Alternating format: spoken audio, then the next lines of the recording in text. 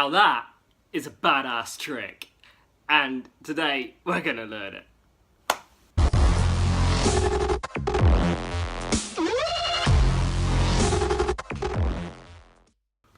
Welcome back, guys. I'm so excited to teach you this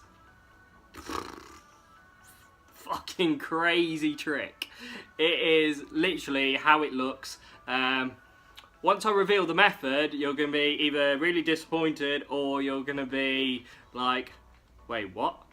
Is that it? Or I don't know how you're going to react. Leave a comment how you reacted once you found out the method.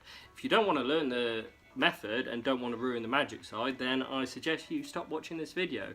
But for the rest of you that are probably here to learn magic anyway, let's just get into it, and I'll get into how I thought about this trick to start off with, and then like several ideas I had with it as well, and how it developed into what it looks like now.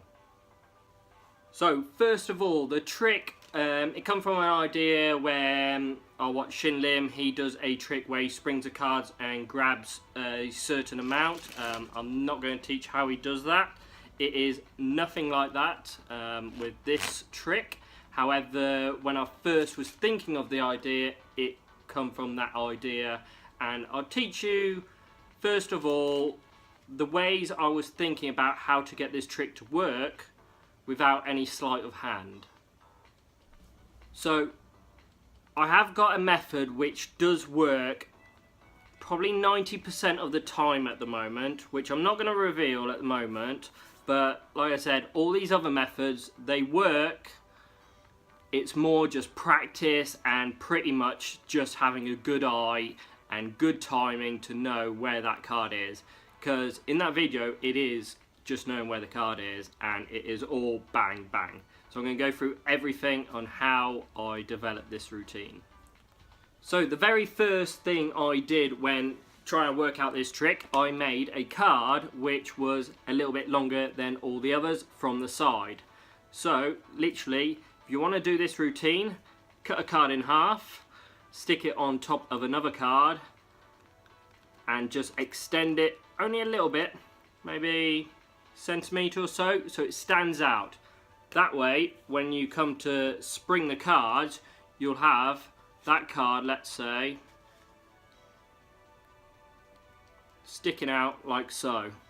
So you can see it stuck out because it's naturally longer on that side.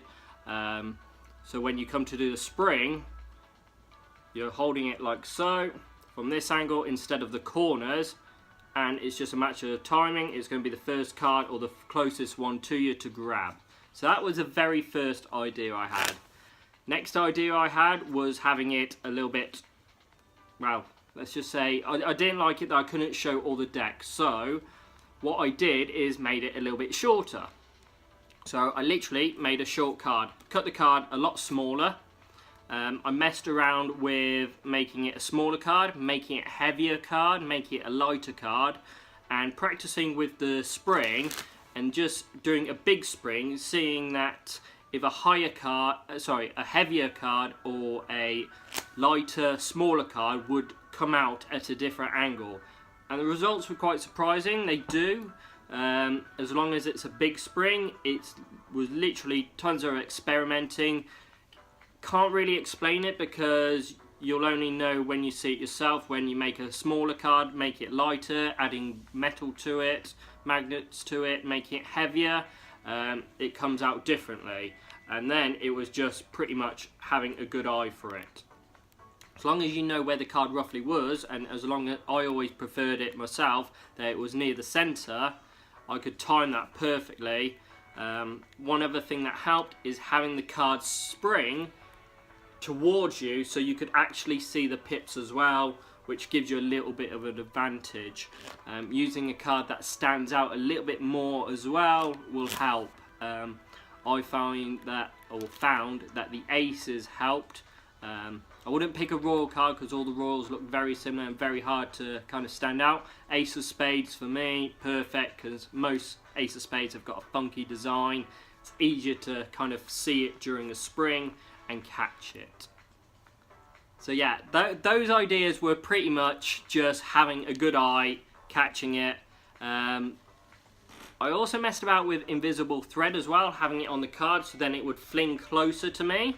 But this method now that I'm going to go through seems to be the one that works majority of the time. However, it probably is for camera, this method, unless you've got a very controlled audience, maybe stage magic, or you're springing it into something where you won't see the cards after. And this method is going to be the Svengali method, which I've talked about previously on my channel. So every other card is the same. So for instance, this is all, or half the deck is the 6 of clubs. All you gotta do is just hope you catch one 6 of clubs. That is pretty much it. So, quick routine, you kind of dribble the deck, you're always gonna force that 6 of clubs. You can shuffle it up, doesn't matter, whatever. When you're shuffling, just make sure that the bottom card isn't going to be the 6 of clubs. So when shuffling, you can literally keep your fingers, apply a bit of pressure there, so that bottom card stays the same throughout, just like so. So that way it doesn't give away any kind of Svengali idea. Next thing you're going to do, you're going to spring it towards you, and half of them are going to be the 6 of clubs. See how I grabbed loads of cards there? That's why it doesn't work all the time. However, when it does work, it looks badass. Believe it or not, that first video that you saw, that took me one take. Only one take, and it worked straight away. Like I say, it works about 90% of the time, maybe 95% of the time. The ones with the longer cards, for me, I found a lot easier because it's towards you, it's a little bit longer, that first one. It's a lot easier to grab it. All the rest of the cards are on the floor or on the hat or anything like that. You've caught that card. All you needed to do was force that card to start off with any force, doesn't really matter what force.